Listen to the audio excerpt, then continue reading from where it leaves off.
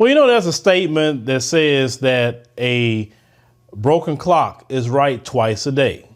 Now, Ann Coulter, anybody know her? She has definitely been one that has not been the biggest friend of Black America, I will say that. Recently, she was in the news when Nikki Haley decided to say she was going to run for president. And she came out saying that Nikki Haley needs to go back to her country. Now, Nikki Haley, she is a East Indian woman.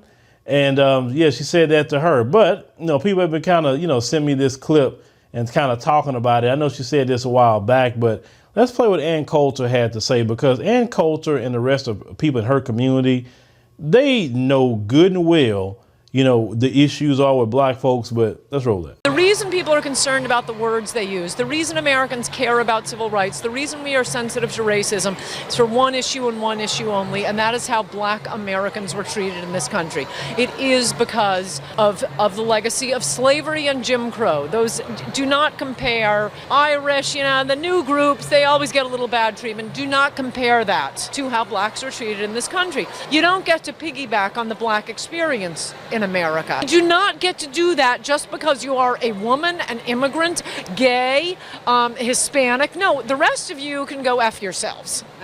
No, this is for Black Americans. We seem to have forgotten them. It's not a rainbow coalition. Now understand, 99.9% of people in Ann Coulter's community know what she is saying is absolutely true. 100%. Matter of fact, when she mentioned all these other groups, notice they have to piggyback off of us to get anything. They can't just say, hey, look what happened to us. And no, they got to piggyback and say, oh, this is like Black people. Oh, see how similar this is to Black people. So, we need help, too, because look what happened to them. Right now in the state of Texas, they have a bill that's going to block citizens of China, Russia, North Korea, Iran, to be, exact. I think it's one nation I'm forgetting, but definitely more so they focusing on China for sure. And they have a bill right now where they're saying that citizens of China can't buy property in Texas, because what's happening in Texas, what you don't know, is that a lot of single family homes are being bought all up by these Chinese corporations. And when you go to try to buy a home, there's no inventory for you. So they'll go buy up blocks and blocks and blocks of houses. And guess what they'll do? They'll put up for lease. So you can't own anything because the people of Chinese descent and who are not American, who are Chinese citizens, are buying up everything. And a lot of realtors, have been talking about this. Well, they had a march recently in actually Fort Bend County. And they were marching against that. They was upset about that. On the steps of the Fort Bend County Justice Center. Discrimination, okay? No discrimination. Things got a tad tense with counter-protesters as Democratic leaders and others, including County Judge K.P. George, rallied against Senate Bill 147, which, if passed, would prohibit governments, businesses, and citizens of China, Iran, North Korea, and Russia from buying real estate in the Lone Star State. If you see injustice happening, it is important to stand up and say this is not okay. That's what I'm doing. He and others say they're mostly concerned about residents who may still have green cards. Make it fair for all foreign people, not just pick up some nation. The bill, authored by Republican State Senator Lois Kolkhorst of Brenham, piggybacks on a 2021 law banning so-called hostile nations from owning or controlling critical infrastructure projects in Texas. I'm very much in support of SB 147. Bobby Eberly chairs the Fort Bend County Republican Party.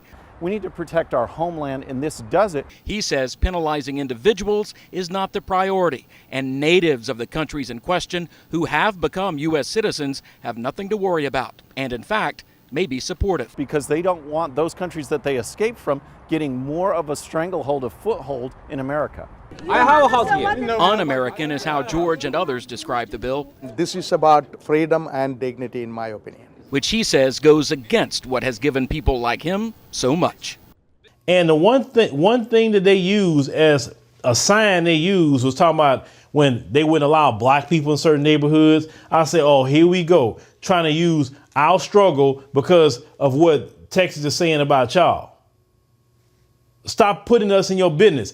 If you got an issue or problem, stop including black people. Any group, leave us out of it.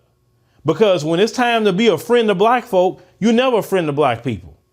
She mentioned LGBT. They do the same thing. Oh, see, that's like being like black people. See, we treated the same way. Everybody try to piggyback off of black folk. And what we have to start doing is tell these other groups, keep our name out your mouth. Nothing, you ain't dealt with nothing compared to us. Leave us alone.